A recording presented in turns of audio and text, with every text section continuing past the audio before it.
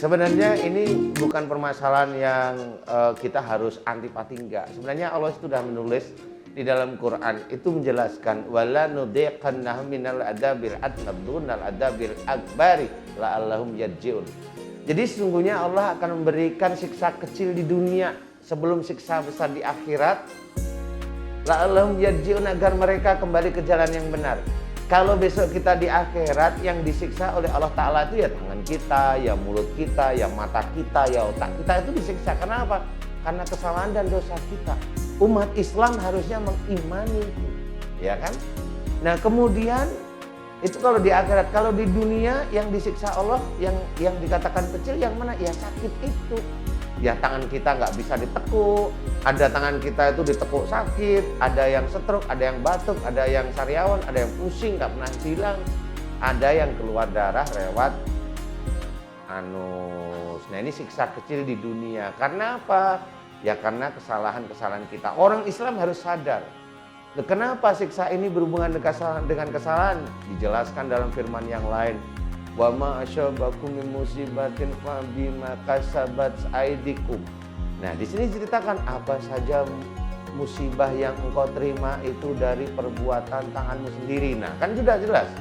Berarti musibah keluar darah dari usus itu sebenarnya dari perbuatan kita. Perbuatan yang mana?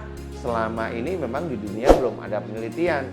Tapi alhamdulillah atas izin Allah Ta'ala, saya dengan nakal ini mengadakan penelitian. Nah penelitiannya adalah, nah ini yang berhubungan dengan akhlak yang tidak kurang pas ya.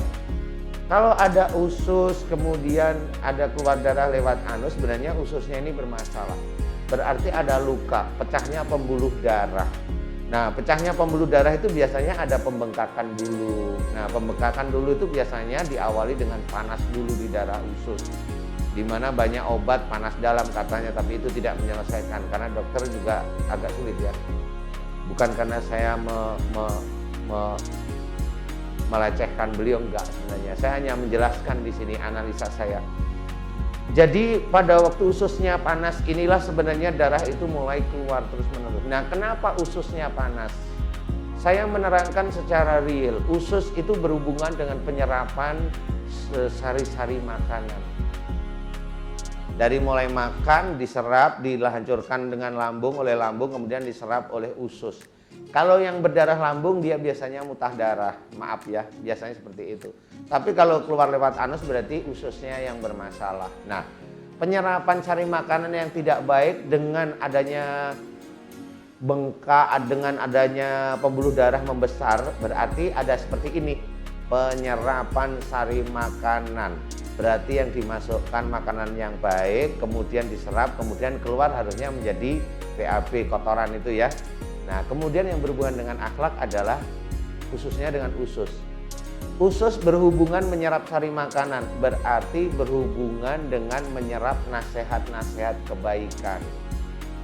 Nah usus ini berhubungan dengan tubuh, berarti berhubungan dengan lingkungan keluarga. Nah ini saya jelaskan. Nah usus yang bermasalah sehingga mengeluarkan darah berarti seorang tersebut kalau diberi nasihat oleh keluarga dekat biasanya cenderung emosi dan kata-katanya agak tidak enak.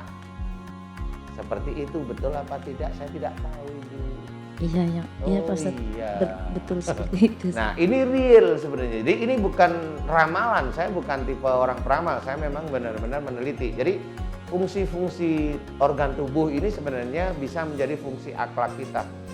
Jadi kalau beliau hobinya kalau dinasihatin kemudian diem, jengkel, kemudian marah, dinasihatin keluarga, rata-rata nanti yang bermasalah di usus. Makanya ada kanker usus, ada ini biasanya bermasalah di keluarga. Nah cara untuk kembali ke jalan Allah agar tersembuhkan oleh Allah Ta'ala adalah dibalik sekarang. Yang dulunya diberi nasihat agak sulit kemudian emosional, sekarang dibalik. Diberi nasihat mau didengarkan, jadi jangan menolak dengan frontal ya, khususnya dengan orang-orang yang mengetahui agama dengan baik. Keluarga kan ada biasanya ya, didengerin yang baik. Nah ini yang akan menjadikan sehatnya usus kita ya. Jadi sehatnya usus kita nggak perlu pakai yoga, nggak perlu. Yoga bukan cara-cara Islami, tapi pakai akhlak yang baik, yaitu mau mendengarkan nasihat. Insya Allah ususnya sehat. Nah, kalau ini sudah terjadi luka kemudian keluar darah, nah berarti ada kesalahan dan dosa yang bertumpuk sekian puluh tahun di hadapan Allah Ta'ala. Caranya yaitu satu, kita umat Islam jangan tinggalkan sholat 5 waktu, kan gitu ya.